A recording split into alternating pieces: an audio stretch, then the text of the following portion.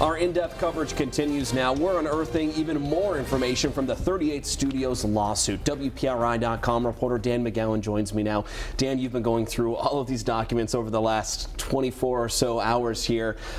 Let's talk about the company. 38 Studios, the company. Before they collapsed, what have these documents told you about how they were operating? Yeah, I mean, it's clear through these documents that this company was in a state of disarray. And this isn't all that surprising given that they filed for bankruptcy in June of 2012. So obviously there was a little bit of turmoil, but what we're learning, in fact, one email in particular is from the CEO of the company, Jen McClain. She was out on maternity leave at the time, but she was still very much checking her email, trying to weigh in, trying to offer advice about how to save this company, and everything was just falling on deaf ears. And she actually sent a resignation letter in saying, nobody's listening to us. I'm learning more through media reports than anywhere else. She said she was basically fed up.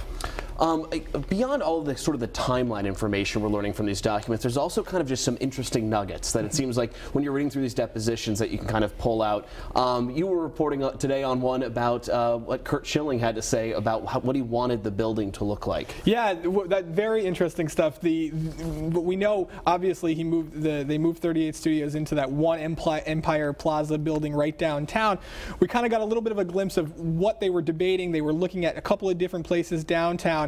But one thing that Curt Schilling made very clear, and this is going to upset taxpayers, I think, is he wanted the building to be, he compared it to the Taj Mahal as soon as people moved in on day one. And when you think about what happened and all the money that was lost, maybe they could have saved there and used it elsewhere. Yeah, good point. What else should we expect from these documents over the next, couple of hours, days, weeks? Yeah, I mean, there's so much there. Again, I keep saying we're thousands and thousands of pages of documents. Today we're really taking closer looks at Mike Corso, the Providence attorney. We're really interested in some of Gordon Fox's role, and of course Governor Chafee. I know you've been looking at stuff like that as well. What did he do? What could he have done? And just why this company went under so quickly.